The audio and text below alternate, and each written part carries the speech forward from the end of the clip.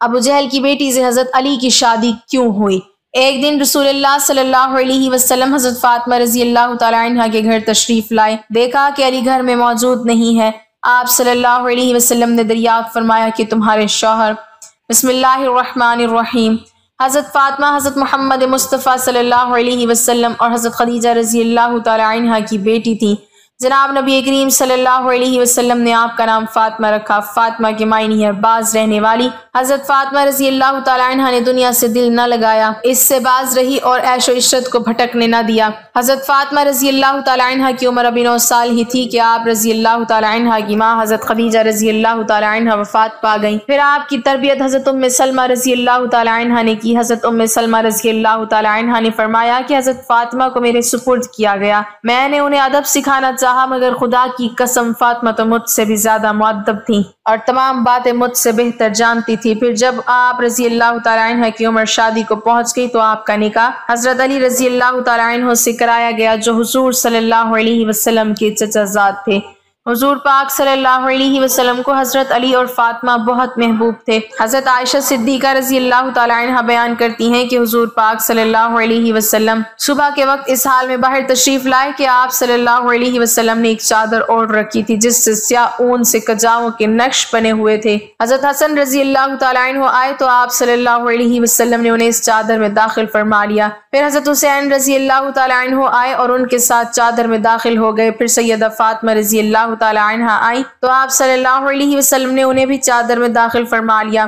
پھر حضرت علی رضی اللہ تعالی عنہ آئے تو آپ صلی اللہ علیہ وسلم نے انہیں بھی چادر میں داخل فرما لیا۔ پھر آپ صلی اللہ علیہ وسلم نے یہ آیت مبارکہ پڑھی، اے اہل بیت، اللہ تو یہی چاہتا ہے کہ تم سے ہر طرح کی آلودگی، ہر طرح کے گناہ دور کر دے، تمہیں خوب پاک و صاف کر دے۔ حضور پاک صلی اللہ علیہ وسلم کے آزاد کردہ غلام حضرت ثعبان رضی اللہ تعالی عنہ نے فرمایا کہ حضور پاک صلی اللہ علیہ وسلم جب سفر کا ارادہ کرتے تو اپنے اہل و عیال میں سب کے بعد جس سے گفتگو فرما کر سفر پر روانہ ہوتے وہ حضرت فاطمہ رضی اللہ تعالی عنہ ہوتی، اور سفر سے واپسی پر سب سے پہلے جس کے پاس تشریف لاتے وہ بھی حضرت فاطمہ رضی اللہ تعالی عنہ ہوتی۔ حضرت علی رضی اللہ تعالی عنہ اور حضرت فاطمہ عشق رسول اور سنت کی اطاعت میں اس قدر بڑے ہوئے تھے کہ حضرت علی رضی اللہ تعالی عنہ کوئی بات، کوئی کام، کوئی مسئلہ حضرت فاطمہ کو کرتے دیکھتے تو فوراً بھاگے بھاگے رسول اللہ صلی اللہ علیہ وسلم کی خدمت میں حاضر ہوتے اور پوچھتے کہ حضور فاطمہ نے یہ کام اس طرح کیا ہے، یہ مسئلہ اس طرح بتایا ہے اور یہ بات یوں بیان کی ہے، فرمائیے کیا وہ جائز ہے یا نہیں۔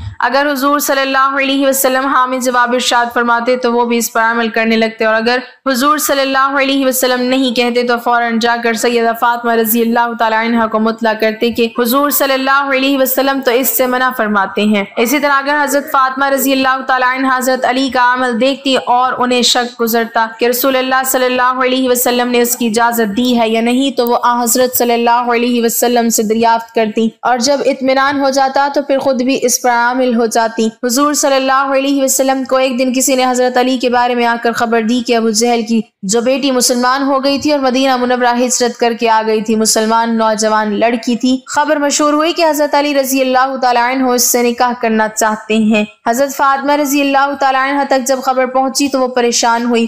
فطری بات ہے کہ عورت پریشان ہو جاتی ہے، اور پھر ابو جہل کی بیٹی، ان دونوں نے وہ دور اکٹھے دیکھا تھا، وہ جو اوجڑی حضور صلی اللہ علیہ وسلم پر ڈالی گئی تھی، حضرت فاطمہ رضی اللہ تعالی عنہ نے آ کر ہٹائی تھی، تو خیال ہوا کہ میرا گزارا تو ابو جہل کی بیٹی کے ساتھ نہیں ہوگا، تو حضرت فاطمہ رضی اللہ تعالی عنہ نے جا کر حضور صلی اللہ علیہ وسلم سے کہا کہ یہ پتہ چلا ہے کہ حضرت علی ابو جہل کی جو بیٹی آئی ہے اس سے شادی کرنا چاہتا ہے، تو آپ صلی اللہ علیہ وسلم نے حضرت علی رضی اللہ تعالی عنہ کو دوسری شادی سے منع فرمایا کہ تم فاطمہ کے ہوتے ہوئے دوسری شادی نہیں کر سکتے۔ حضرت مصور بن مخرمہ رضی اللہ تعالی عنہ سے روایت ہے کہ میں نے رسول اللہ صلی اللہ علیہ وسلم کو منبر پر یہ فرماتے ہوئے سنا کہ بنی حشام بن مغیرہ نے مجھ سے یہ اجازت مانگی ہے کہ ہم اپنی بیٹی کی حضرت علی رضی اللہ تعالی عنہ سے شادی کر دیں، میں اجازت نہیں دیتا۔ پھر آپ صلی اللہ علیہ وسلم نے فرمایا کہ میں اجازت نہیں دیتا، اور پھر تیسری مرتبہ بھی یہی فرمایا کہ میں اجازت نہیں دیتا، مگر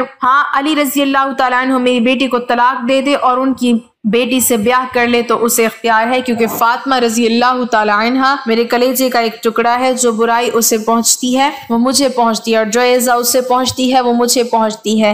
نبی کریم صلی اللہ علیہ وسلم نہیں چاہتے تھے کہ حضرت فاطمہ رضی اللہ تعالیٰ عنہ سوکن کی وجہ سے دین اعتبار سے آزمائش میں مبتلا ہو، یعنی شوہر کے حقوق ادا کرنے کے معاملے میں مثلا حضرت فاطمہ رضی اللہ تعالیٰ عنہ کو سوکن سے ایذا پہنچنے کا خدشہ تھا، اور حضرت فاطمہ رضی اللہ تعالیٰ عنہ کو ایذا پہنچنے سے نبی کریم صلی اللہ علیہ وسلم کو ایذا پہنچتی، جو کہ ممنوع ہے۔ چنانچہ حضرت شاہ ولی اللہ رحمہ اللہ نے لکھا ہے کہ سوکنوں کے بغض کی وجہ سے نبی کریم صلی اللہ علیہ وسلم کی بیٹی کے نکاح میں ہوتے ہوئے کسی دوسری عورت سے شادی کرنا ممنوع ہے، اس لیے کہ پھر دوسری بیوی نبی کریم صلی اللہ علیہ وسلم کی بیٹی اور ان کے واسطے سے نبی کریم صلی اللہ علیہ وسلم کے گھرانے سے بغض میں مبتلا ہو جائے گی، اور نبی کریم صلی اللہ علیہ وسلم کا بغض چاہے معاشی امور کی وجہ سے ہی کیوں نہ ہو کفر تک لے جاتا ہے۔ ناظرین، اس کے علاوہ بھی حضرت علی اور حضرت فاطمہ رضی اللہ تعالیٰ عنہ کے درمیان چھوٹے موٹے جھگڑے ہوا کرتے تھے۔ چنانچہ ایک روایت میں آتا ہے کہ حضرت علی رضی اللہ تعالیٰ عنہ کی ان کی کنیت ابو تراب سب سے زیادہ پیاری تھی، اور اس کنیت سے انہیں پکارا جاتا تھا تو وہ بہت خوش ہو جاتے تھے، کیونکہ یہ کنیت ابو تراب خود رسول اللہ صلی اللہ علیہ وسلم نے رکھی تھی۔ ایک دن رسول اللہ صلی اللہ علیہ وسلم حضرت فاطمہ رضی اللہ تعالیٰ عنہ کے گھر تشریف لائے، دیکھا کہ علی گھر میں موجود نہیں ہے۔ آپ صلی اللہ علیہ وسلم نے دریافت فرمایا کہ تمہارے شوہر کہاں ہیں؟ انہوں نے بتایا کہ میرے اور ان کے درمیان کچھ ناگواری پیش آ گئی، وہ مجھ پر خفا ہو کر کہیں باہر چلے گئے ہیں اور میرے یہاں پر کہلولہ بھی نہیں کیا ہے۔ اس کے بعد رسول اللہ صلی اللہ علیہ وسلم نے ایک شخص سے کہا کہ علی رضی اللہ تعالیٰ عنہ کو تلاش کرو کہ وہ کہاں ہے۔ وہ آئے اور بتایا کہ حضرت علی رضی اللہ تعالیٰ عنہ مسجد میں سوئے ہوئے ہیں۔ پھر نبی کریم صلی اللہ علیہ وسلم تشریف لائے اور علی رضی اللہ تعالیٰ عنہ لیٹے ہوئے تھے، چادر آپ کے پہلو سے گر گئی تھی اور جسم پر مٹی لگ گئی تھی۔ رسول اللہ صلی اللہ علیہ وسلم جسم سے دھول جھاڑ رہے تھے اور فرما رہے تھے، اٹھو ابو تراب اٹھو۔ بعد حضرت علی رضی اللہ تعالیٰ عنہ اسی ابو تراب کے نام سے مشہور ہو گئے۔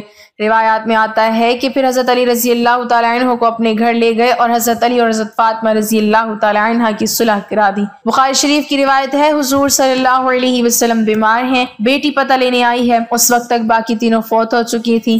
حضور صلی اللہ علیہ وسلم کی وفات کے وقت ایک ہی بیٹی زندہ تھی، وہ بھی 6 مہینے رہی۔ بعد میں حضرت فاطمہ بیٹی اباسی کا حال پوچھنے آئی ہے۔ حضور صلی اللہ علیہ وسلم اٹھ کر بیٹھ گئے، سر پر ہاتھ پھیرا، بٹھایا پاس جیسے باپ بیٹیوں کو بٹھاتے ہیں۔ بیٹھے بیٹھے حضرت عائشہ کہتی ہیں کہ حضور صلی اللہ علیہ وسلم نے فاطمہ کے کان میں کوئی بات کہی تو فاطمہ رونے لگ گئی۔ تھوڑی دیر کے بعد پھر حضور صلی اللہ علیہ وسلم نے قریب کر کے کان میں بات کہی تو خوش ہو گئی۔ جب وہاں سے فارغ ہوئی تو میں نے الگ بلا کر پوچھا، بیٹا حضور صلی اللہ علیہ وسلم کیا کہہ رہے تھے؟ انہوں نے کہا، اماں جی، ابا جی نے کان میں کہا تھا جو بات کان میں کی جائے وہ کیا ہوتی ہے؟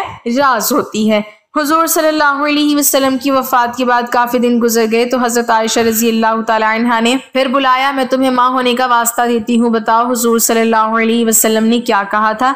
کہا، ہاں اب بتاتی ہوں آپ کو۔ حضور صلی اللہ علیہ وسلم نے مجھے کان میں کہا تھا کہ فاطمہ میں شاید ایک آدھ دن اسی بیماری میں جا رہا ہوں، بیٹی کو باپ کی وفات کی اطلاع ملے تو بیٹی کیا کرے گی؟ تھوڑی دیر کے بعد حضور صلی اللہ علیہ وسلم نے دیکھا کہ پریشان ہو رہی ہے زیادہ تو کان میں کہا کہ بیٹی میرے بعد سب سے پہلے تم میرے پاس آؤ گی، تو خوش ہو گئے۔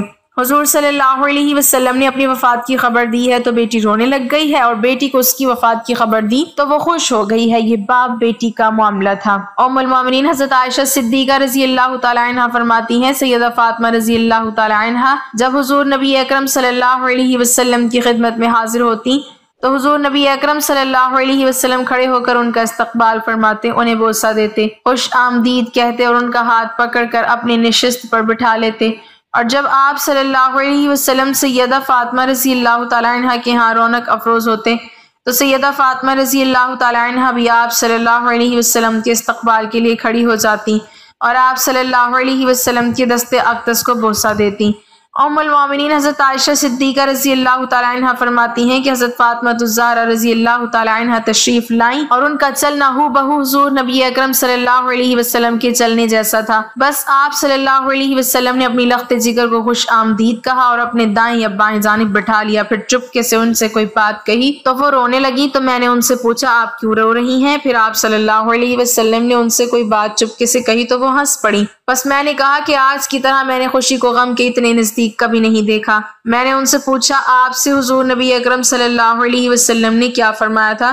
انہوں نے جواب دیا، میں رسول اللہ صلی اللہ علیہ وسلم کے راز کو ظاہر نہیں کر سکتی، جب حضور نبی اکرم صلی اللہ علیہ وسلم کا وصال ہو گیا تو میں نے ان سے پھر پوچھا تو انہوں نے جواب دیا، آپ صلی اللہ علیہ وسلم نے مجھ سے یہ سرگوشی کی تھی کہ جبرائیل علیہ السلام ہر سال میرے ساتھ قرآن مجید کا ایک بار دور کیا کرتے تھے، لیکن اس سال 2 مرتبہ دور کیا ہے۔ میرا خیال یہی ہے کہ میرا آخری وقت آ پہنچا ہے، اور بے شک میرے گھر والوں میں سے تم ہو جو سب سے پہلے مجھ سے عامل ہوگی۔ اس بات نے مجھے رلایا۔ پھر آپ صلی اللہ علیہ وسلم نے فرمایا، کہ تم اس بات پر راضی نہیں کہ تم تمام جنتی عورتوں کی سردار ہو یا تمام مسلمان عورتوں کی سردار ہو؟ تو اس بات پر میں ہنس پڑی۔ حضرت سیدہ فاطمہ رضی اللہ تعالی عنہ، حضرت علی رضی اللہ تعالی عنہ، بخاری شریف کی روایت ہے، ایک دن حضور صلی اللہ علیہ وسلم بیٹی سے ملنے گئے۔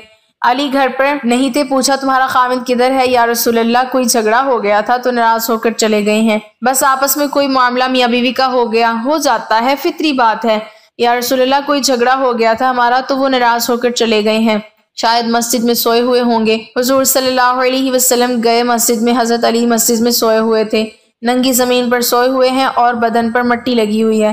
حضور صلی اللہ علیہ وسلم نے بڑی محبت سے بیٹھے ہاتھ سے جھاڑ رہے تھے۔ قم یا ابی تراب، قم یا ابی تراب، او مٹی والے اٹھ، او مٹی والے اٹھ۔ جا کر داماد کو راضی کر کے واپس لائے کہ یہاں کیوں پڑے ہو، چلو گھر۔ ابو تراب کا ویسے مطلب ہے خاک آلود، خاکسار، لیکن حضرت علی رضی اللہ تعالیٰ عنہ کہتے ہیں، مجھے سب سے زیادہ یہ کنیت پسند آتی ہے، جب مجھے کوئی ابو تراب کہتا ہے تو مجھے بہت اچھا لگتا ہے کہ یہ مجھے جناب نبی کریم صلی اللہ علیہ وسلم نے کہا تھا۔